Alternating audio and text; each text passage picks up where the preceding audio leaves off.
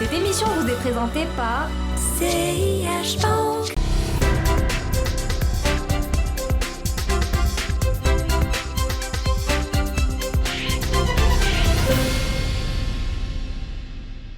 Bonjour, bienvenue dans l'Hebdo des marchés. Cette semaine, ce sont les assurances que nous mettons en avant dans l'Hebdo des marchés, car cette industrie accueillera dans quelques jours son événement phare de l'année. Il s'agit des rendez-vous de Casablanca de l'assurance. Un rendez-vous particulier cette année en vue des évolutions réglementaires que connaît ce secteur. Et pour en parler, notre invité aujourd'hui est Béchir Beddo, directeur général de la Fédération marocaine des sociétés d'assurance et de réassurance, la FMSAR. حصريا عند سياش بانك كود 30 أول حساب مجاني لجميع الشباب أقل من 30 سنة. CIH Bank. La banque de demain, dès aujourd'hui. Nous sommes à la veille de l'événement phare du secteur, un événement annuel que sont les rendez-vous de Casablanca de l'assurance. Peut-être un mot sur cette troisième édition? Cette édition est pour nous extrêmement importante. D'abord, elle vient consolider, je dirais, ce rendez-vous annuel que nous avons lancé maintenant il y a bientôt 3 ans. Nous avons le privilège et l'honneur d'avoir le haut patronage de Sa Majesté, ce qui est vraiment un gage de sérieux et qui met en même temps de la pression pour mettre en place un événement de très bonne qualité. Déjà, par rapport aux 2 premières éditions, je pense qu'au niveau des intervenants, et c'était déjà le cas dans les 2 premières éditions, mais celle-ci, le niveau des intervenants, je dirais, monte en consistance. Nous recevons lors de la première journée des personnalités importantes du monde, je dirais, de l'assurance internationale, puisque nous aurons le plaisir d'avoir Monsieur Dirk Kempthorne, qui est actuellement le président de la Global Federation of Insurance Associations. C'est en fait l'association internationale des fédérations d'assurance, donc toutes les grandes fédérations mondiales y adhèrent. Vous avez la fédération française, allemande, helvétique, espagnole, américaine, australienne, canadienne.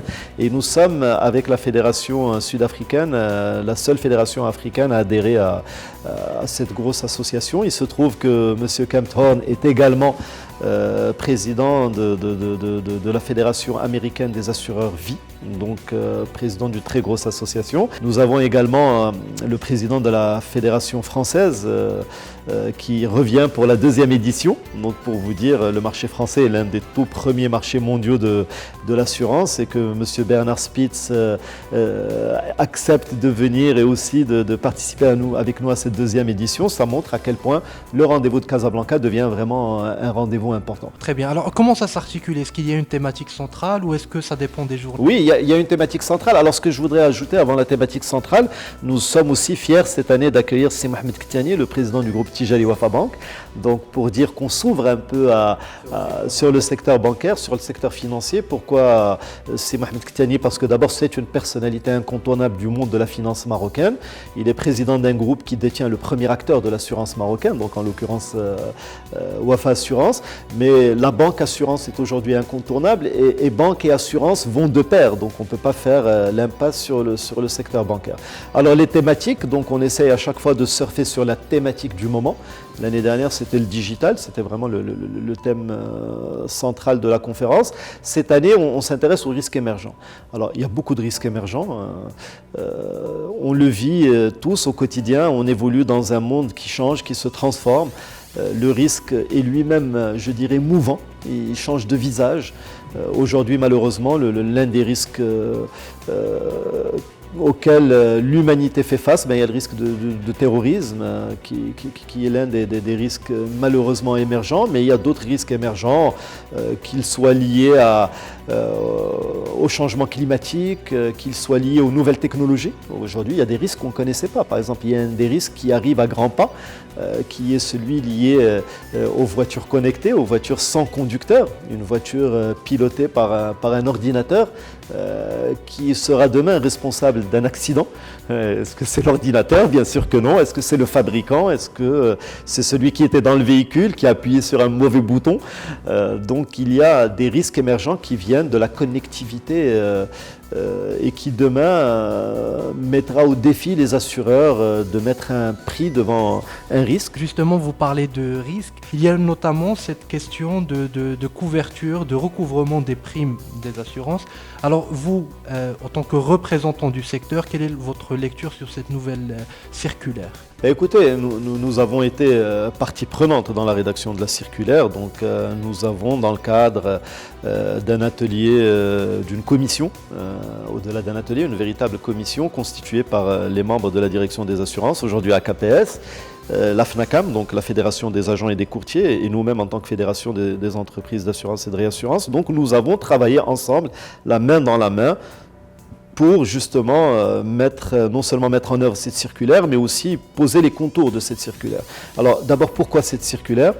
Il faut savoir qu'aujourd'hui, en matière de recouvrement des primes d'assurance, il faut surtout mettre le focus sur l'assurance automobile, parce que c'est là où le bas blesse.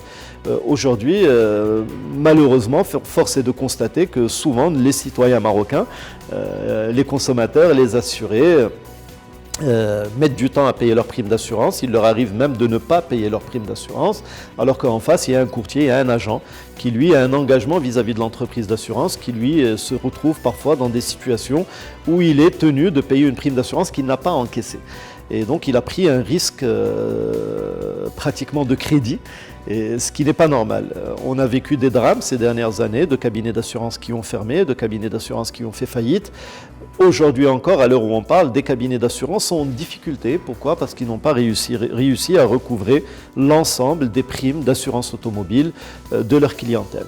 Ensuite, on a un deuxième étage de problématique, c'est que les entreprises d'assurance, également, dans leurs comptes, vis-à-vis des courtiers et des agents, ont un certain nombre d'arriérés.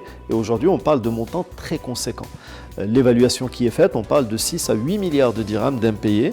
Et ces 6 ou 8 milliards de dirhams, non seulement il faut aller les chercher, mais il faut stopper l'hémorragie. D'ailleurs, rappelons que pour les assurances annuelles qu'on paye de manière trimestrielle ou semestrielle, il n'y a pas de problème du moment que c'est contractuel, n'est-ce pas ? Oui, tout à fait. En fait, ce que ne savent pas les gens, c'est qu'ils ne sont pas obligés de prendre une attestation annuelle. On peut aller chez son courtier ou son agent et souscrire un contrat d'une durée trimestrielle et revenir à la fin du trimestre, prendre une autre période trimestrielle pour justement avoir un fractionnement de primes et ne pas avoir à supporter d'un coup une prime annuelle qui peut être lourde et importante pour un consommateur qui n'a pas beaucoup les moyens. D'accord. Et pour les courtiers qui pensent que c'est un argument commercial de donner ces délais de paiement, est-ce que pour vous c'est un peu pénalisant pour eux ou pas de la suppression de ces... Écoutez, lorsque la règle de jeu est la même pour tout le monde, plus personne n'est pénalisé. Cela se neutralise. D'accord, cela se neutralise. C'est-à-dire demain, l'agent ou le courtier, quel qu'il soit et quelle que soit sa taille, n'aura pas le droit de faire de la facilité de paiement. Il est tenu d'encaisser la prime d'assurance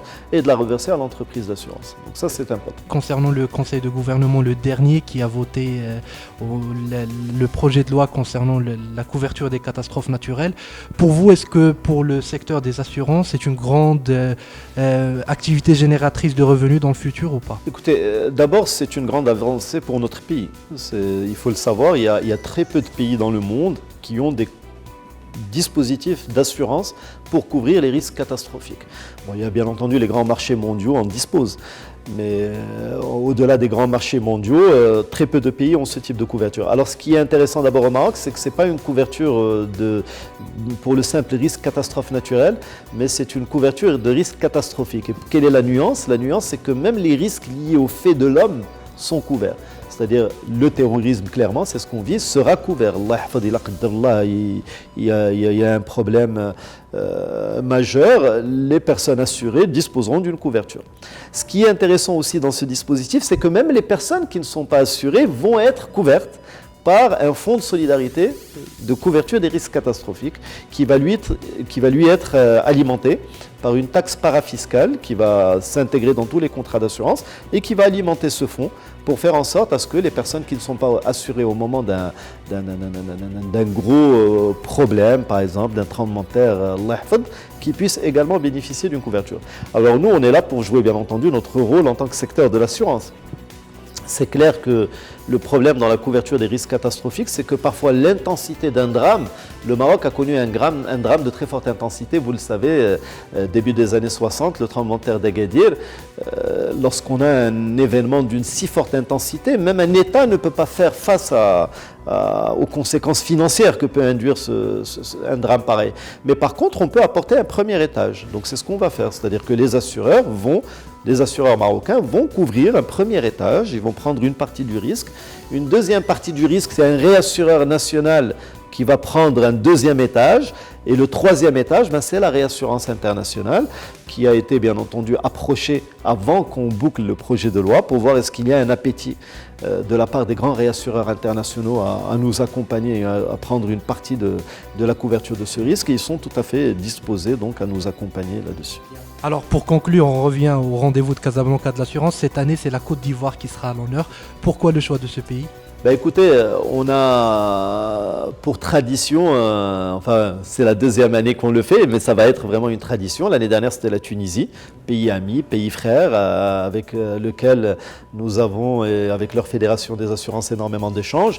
La Côte d'Ivoire, c'est l'un des pays phares en Afrique avec lequel le Maroc développe des relations. Sa Majesté, le roi, que Dieu l'assiste, a lui-même montré la voie, montré le chemin. D'ailleurs, quand on va à Abidjan, j'y étais dernièrement, nous sommes fiers de voir à quel point Sa Majesté a installé un rapport de confiance avec les autorités ivoiriennes.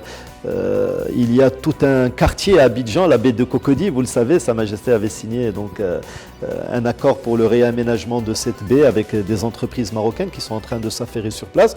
Donc il nous a semblé que la Côte d'Ivoire était un pays qui méritait d'être à l'honneur au niveau du rendez-vous de Casablanca de l'assurance. Et nous signerons d'ailleurs en marge du rendez-vous une convention avec la Fédération de Côte d'Ivoire pour un accompagnement technique à la mise en place d'un certain nombre de choses qui sont aujourd'hui mis en œuvre sur le marché marocain et pour lesquelles nos homologues ivoiriens souhaiteraient donc qu'on puisse faire un transfert de savoir-faire.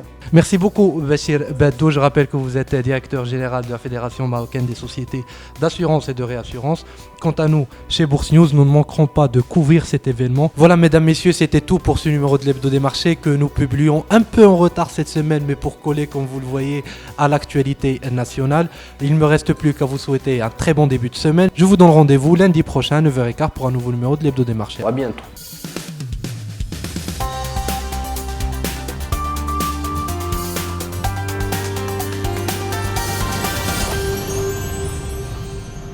Cette émission vous a été présentée par CIH Bank.